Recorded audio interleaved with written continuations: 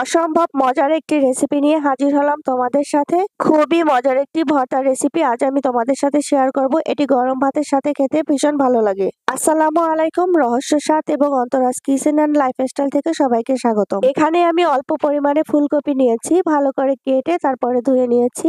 ফুলকপির মাঝের অংশ নিলে একটু বেশি ভালো হয়, তাই আমি মাঝের অংশগুলোকেই নিয়ে নিয়েছি। এখানে আমি ধনেপাতা ভালো করে ধুয়ে কুচি করে নিয়েছি, আর নিয়েছি পেঁয়াজ কুচি, আর এখানে নিয়েছি 5 থেকে 6টা শুকনো মরিচ আর একটা রসুন আমি ছাড়িয়ে নিয়েছি।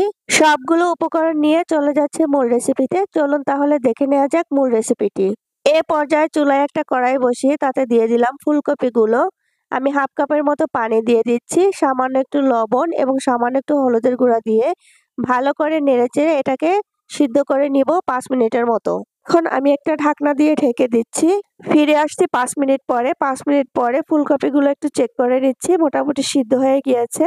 এই পর্যায়ে ফুলকপিগুলো আমি তুলে নিব এবং পানি থেকে আলাদা করে নিব। ফুলকপিগুলো পুরোটা সিদ্ধ হয়নি, সামান্য কিছু অংশ বাকি আছে। এ পর্যায়ে একটা বাটিতে তুলে নিচ্ছি। চুলায় আবারও একটা কড়াই বসিয়ে দিলাম, তাতে 4 টেবিল চামচ সরিষার তেল দিয়ে দিলাম। তেলটা সামান্য গরম হয়ে গেলে এ পর্যায়ে আমি ফুলকপিগুলো দিয়ে দিব। ফুলকপিগুলো তেলে ভেজে নিতে হবে। আর এখানে আমি 2টা টমেটো মাঝ বরাবর কেটে নিয়েছি অর্ধেক করে, সেগুলো দিয়ে দিচ্ছি। এক পাশে ফুলকপি এবং এক পাশে টমেটো, এগুলোকে উল্টে পাল্টে খুব ভালো করে একটু ভেজে নিব। অবশ্যই একটু লাল লাল করে ভেজে নিতে হবে।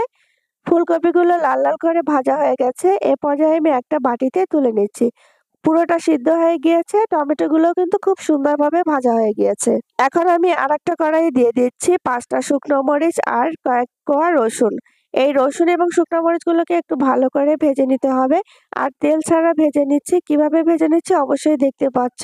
ভাজা হয়ে গেলে বাটিতে তুলে নিচ্ছি। পর্যায়ে আমি যে প্লেটে ভর্তা করে নিব সে প্লেটে তুলে নিচ্ছি। এখন আমি মরিচ থেকে আলাদা করে নিচ্ছি বোটাগুলো, রসুন থেকে খোসাগুলো ছাড়িয়ে নিচ্ছি। এ পর্যায়ে সামান্য লবণ দিয়ে মরিচগুলোকে খুব ভালোভাবে মথে নিব। মরিচগুলো ভালো করে একটু মিহি করে মথে নিতে হবে। এ পর্যায়ে আমি হাফ কাপ পেঁয়াজ কুচি দিয়ে দিচ্ছি। ভর্তার সাথে পেঁয়াজ কুচিটা একটু বেশি দেওয়ার চেষ্টা করবেন, তাহলে কিন্তু ভর্তাটা খেতে ভীষণ ভালো লাগবে। পেঁয়াজ কুচি, মরিচ, রসুন খুব ভালো করে হাত দিয়ে মথে নিয়েছি। এ পর্যায়ে আমি ধনেপাতা কুচি দিয়ে দিচ্ছি। সবগুলো উপকরণকে হাত দিয়ে খুব ভালো করে মিশিয়ে নিতে হবে। এ পর্যায়ে আমি ভাজা টমেটোগুলো দিয়ে দিচ্ছি। টমেটোগুলো খুব সুন্দরভাবে সিদ্ধ হয়ে গিয়েছে, আর উপর থেকে আমি খোসা ছাড়িয়ে নিয়েছি। আলতো হাতে খুব ভালো করে ফেটিয়ে নিচ্ছি। ফেটিয়ে নেওয়া হয়ে গেলে এখন দিয়ে দিব ভাজা ফুলকপিগুলোকে। সবগুলো উপকরণকে আমি আবারও একটু সামান্য লবণ দিয়ে ভালো করে মিশিয়ে নিব। তো হাত দিয়ে খুব ভালো করে সবগুলো উপকরণকে আলতো হাতে মিলিয়ে নিতে হবে। তো এই পর্যায়ে কিন্তু আমার ভর্তাটা রেডি হয়ে গিয়েছে। এখন আমি একটা বাটিতে সার্ভ করে নিচ্ছি। এই ভর্তাটা গরম ভাতের সাথে খেতে ভীষণ মজার হয়। ফুলকপি এবং টমেটো ভেজেছিলাম, সেখানে যে এক্সট্রা তেলটা থেকে গিয়েছিল সেই তেলটাই আমি ভর্তার উপর থেকে দিয়ে দিলাম। এই ছিল আমার আজকের মজার ভর্তার রেসিপি। যদি ভালো লেগে থাকে অবশ্যই লাইক দিবেন, কমেন্ট করে জানাবেন কেমন হয়েছে। চলে আসবো অন্য মজার কোনো রেসিপি নিয়ে। সে পর্যন্ত সবাই ভালো থাকবেন, সুস্থ থাকবেন। আল্লাহ হাফেজ।